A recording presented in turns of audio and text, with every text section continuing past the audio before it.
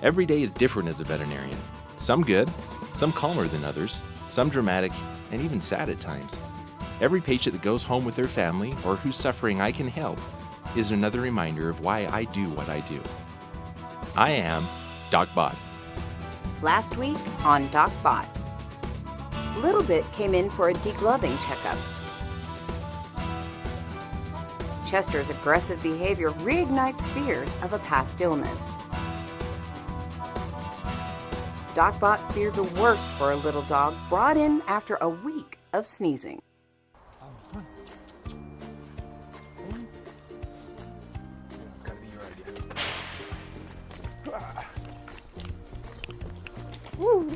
Titus is currently alpha and DocBott's main pal in the herd.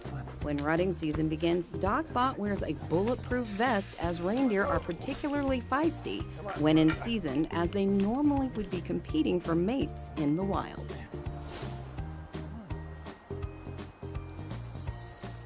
I'll tie you up here, I guess. Titus can be pretty stubborn.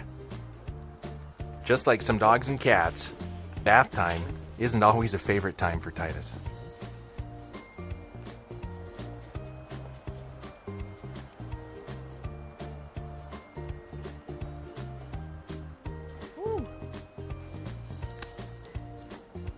He's not very happy about that.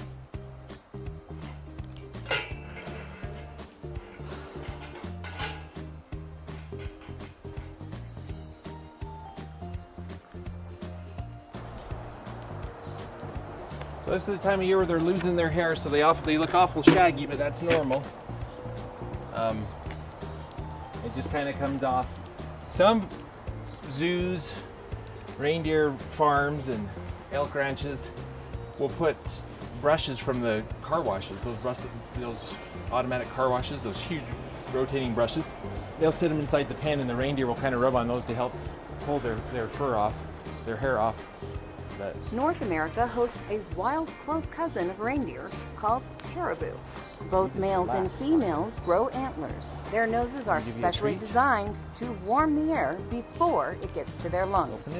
Reindeer hooves expand and soften in the summer when the ground is soft, and shrink and harden in the winter when the ground is frozen. Some subspecies of reindeer have tendons in their feet, which make a clicking noise while walking, allowing reindeer to stay together in a blizzard.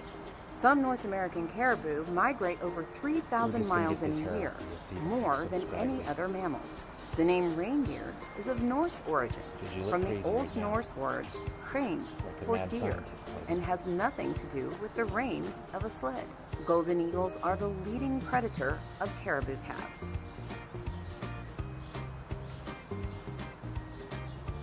well, he's the only reindeer that's actually from here. The rest of all came from other herds. And every other reindeer here has something the matter with it, except for Titus. He's the only one that's completely just normal, healthy. And I'm doing a research project with Titus with reindeer semen. And so he's... One of my areas of expertise in therogenology is reindeer genetics. I work with herders and veterinarians around the world to improve the genetics of reindeer and caribou by introducing fresh genetics to the herds so that they are not inbred. Inbreeding in any species can cause genetic abnormalities, mutations, and compromise the immune system of animals, making them especially susceptible to disease. In reindeer, inbreeding also causes lower body weight and a shorter lifespan. You look better. Do you even care?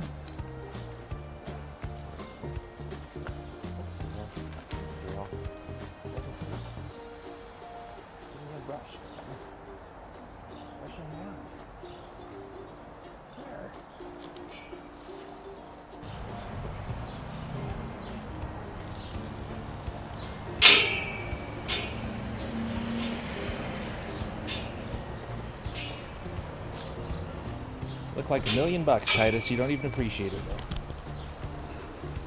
Back to eating.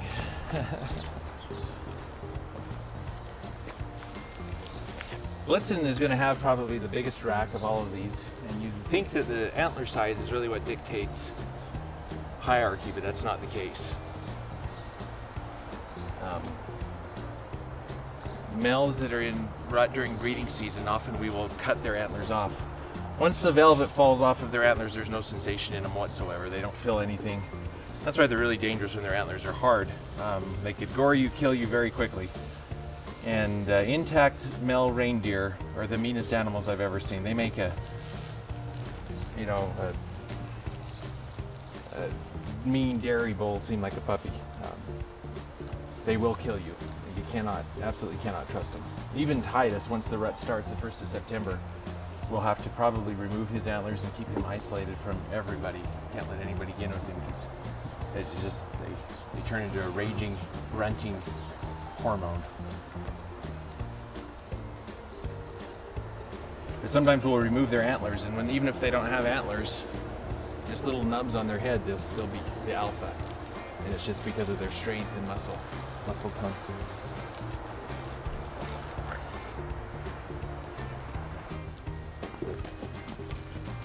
Right there.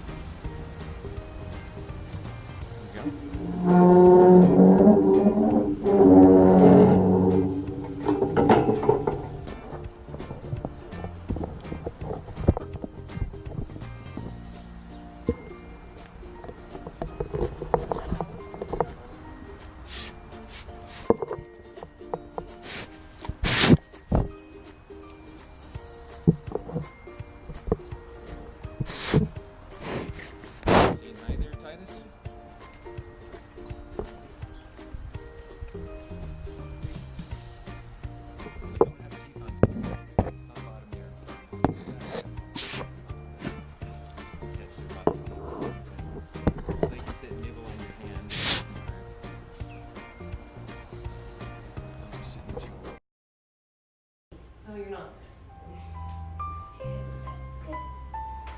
DocBott works with several area shelters and foster groups in taking care of lost and abandoned animals who have been injured.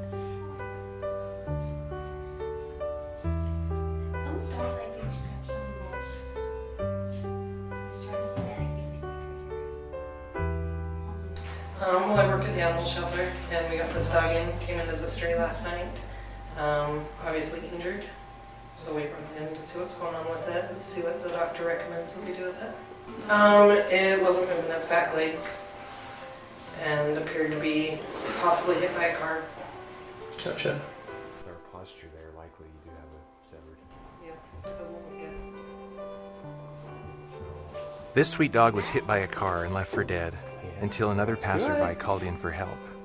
He isn't moving his rear legs, and I fear the worst. It breaks my heart to think of this innocent animal laying in the road suffering when anyone that passes by, including the person that hit this dog, could have stopped. Given the dog's gentle nature, I imagine he is a family pet that accidentally got out. Animals aren't aware of what cars are and will walk right into the street, often to their detriment. It might be best to give just a little mile. I can only imagine the heartbreak this family is going through with their missing pet. I don't want to cause more discomfort than we need to. So let me just give a little sedative and then we'll wait a few minutes.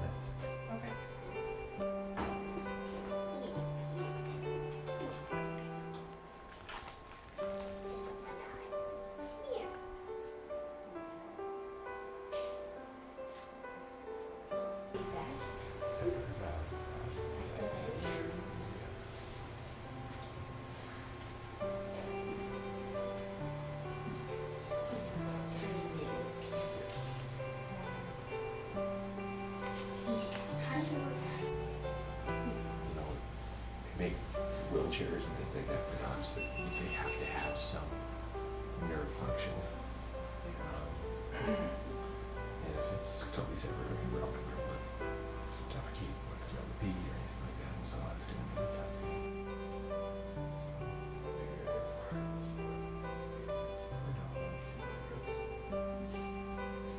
Relax for a second here.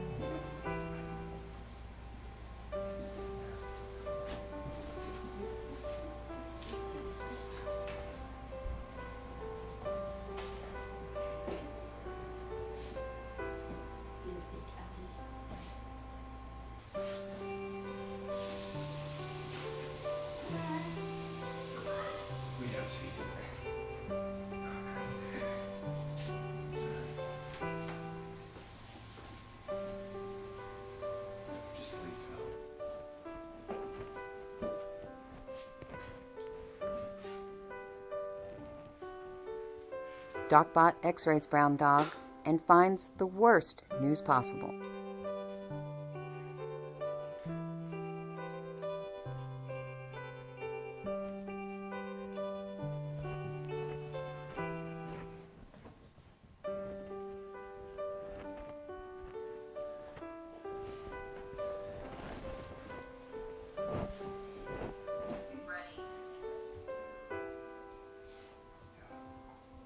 Oh, that's not good. Poor dog.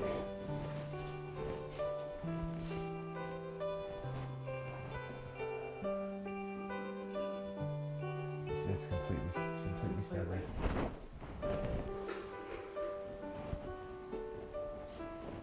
Well, unfortunately, our spinal cord is completely severed right at the T13L1 junction. Completely displaced. There's absolutely no way that we're going to be able to fix this. We've sedated Brown Dog. Brown Dog was just found in the road and was taken to the animal shelter, and presumably was hit by a car. Cases like this are really sad. You don't know how long we were in the road, first off. Fortunately, the animal shelter, gave pain medication and everything. But prognosis is very, very poor. Unfortunately, we're going to have to euthanize him. So this is heartbreaking to have to see.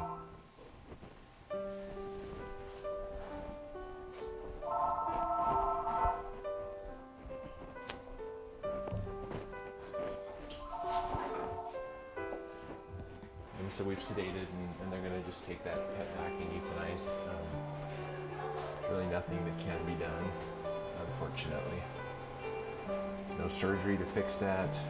The location where this has occurred makes it so you couldn't do a wheelchair or anything like that. If it were lower, more towards in the lumbar spine area, I think we could have a better outcome. Just sad. Breaks my heart.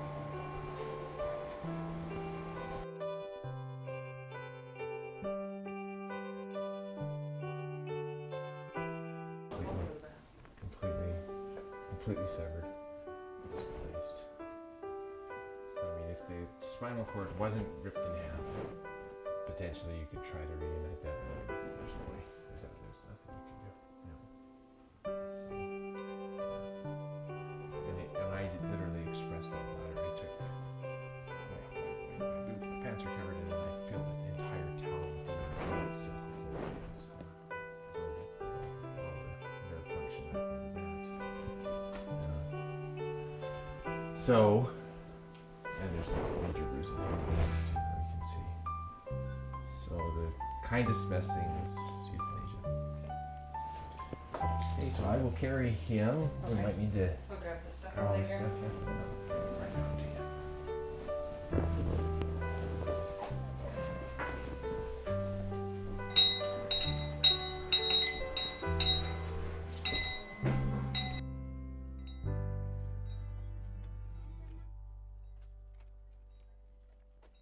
Gotta shine up my boots now too. Ollie! Let's see where that barium's at. Ollie was brought in by his family when he refused to eat and wouldn't relieve himself when taken outside.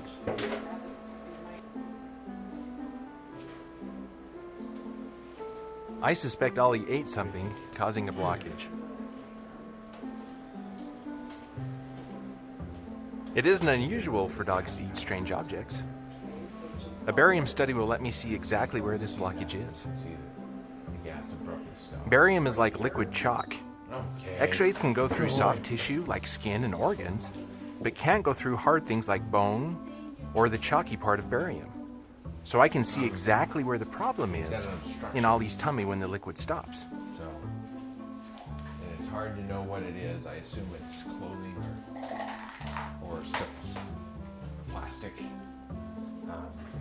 But we can feel it when we palpate his abdomen. So we can feel it in there, so the indication would be emergency surgery to remove it. And who knows what it is. The difficult thing on x-rays is this has the same density on this x-ray, same opacity as the intestines themselves. And so metal or rock, that's really easy to see on an x-ray. A golf ball. I've had to take the craziest things out of dogs. A sewing kit, we had one that ate nine spools of thread. But this puppy has a history of eating rocks. So barium comes in a liquid form or it comes in a tablet form. Liquid form, you just have to give it very slowly so they don't inhale it. You don't want it to go into their lungs. And so Carol and Josiah just gave 2 syringes full, so 120 mLs of barium. We're going to start with that. We might have to give a little bit more, but we're just going to follow it through the GI tract. So the first x-ray will probably take in about 15 minutes. Yep. So we're watching the barium go through the intestines. It's not quite to where we think the blockage is, so we're going to wait about another 15 minutes and do some more x-rays. It is going through just fine right now. We can see a perfect white line, but we still have about 15 minutes before we will know if there's a blockage or not. The dog is still a little lethargic, tired, still pretty sick. He's so happy.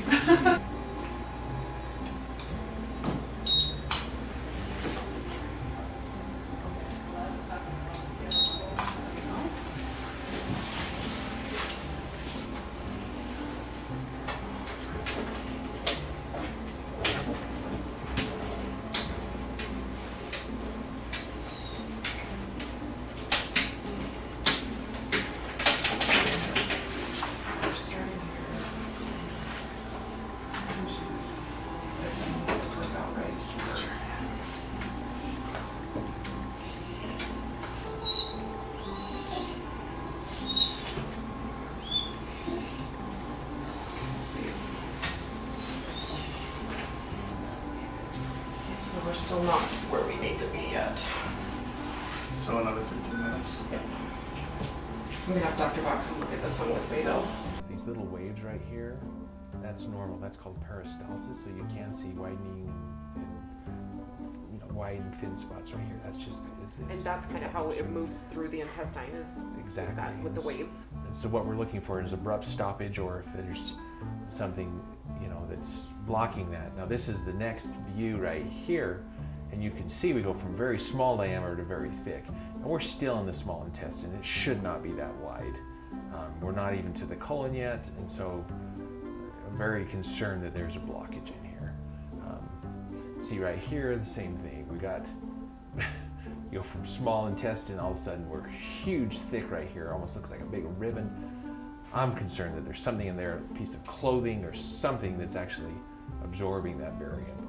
So this isn't 100% consistent with a foreign body at this point, but we're going to definitely be taking another x-ray probably within 30 to 45 minutes and see if it's still the same. And there's something right here that's holding us up. So when I took this one, I thought it looked a little bit strange, so I actually took another view because I was wondering why it just kind of was all bunched up right there, and that's when you told me maybe some cloth or something could be Sure, in there. absolutely. You never know, and that's what's, it's always a guess. You can say, well, what in the world is it? It could be a sock. We've taken tube socks, we've taken underwear, Yeah. we've taken stuffed animals, we have taken all kinds of things out of dogs. And when you start to see the thickness change right here, and clearly something big has went through right here, because that intestine is way bigger than it should be. See right And there. we're not in the colon. This is the colon up here, and so, yeah.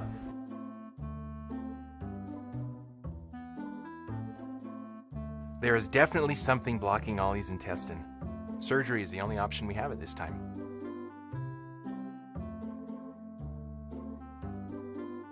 We're looking here at these x-rays again from Ollie, and I'm not seeing much of a progression.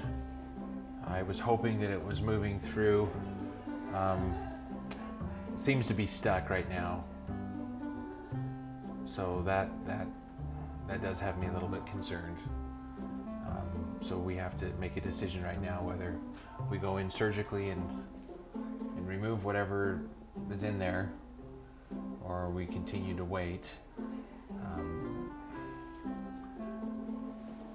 I don't know what it is, but I think that I'm going to call the owners right now and suggest that we just go in and do what's called surgical exploratory laparotomy. We go in and just look at the intestines and see.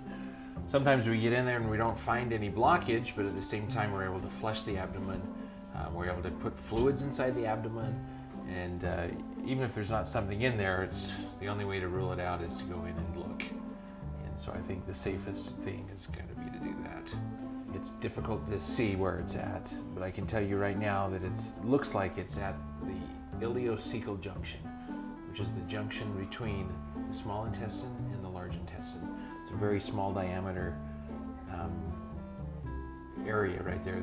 So go from small intestine to colon, and it's just a little tiny hole that it has to go through right there. And that's often where these blockages occur. And that's, I assume that's right where it's at. This is swollen as these intestines are right here. It's got me pretty concerned. Probably tonight or tomorrow morning. Just depends on how everything goes and what we have to do. If I have to remove intestine, I'll probably want to just keep him overnight, just to monitor him. And I'd stay here, at the clinic. It turns out Ollie ate a Squeaky toy. So if that's okay with you, as soon as I can, I'll jump into that surgery, probably within a half hour or so. And then I'll call you as soon as we find Ollie will anything spend out. some time at the hospital for recovery yeah. after his surgery Yeah. and come back for a follow-up with DocBott in a week.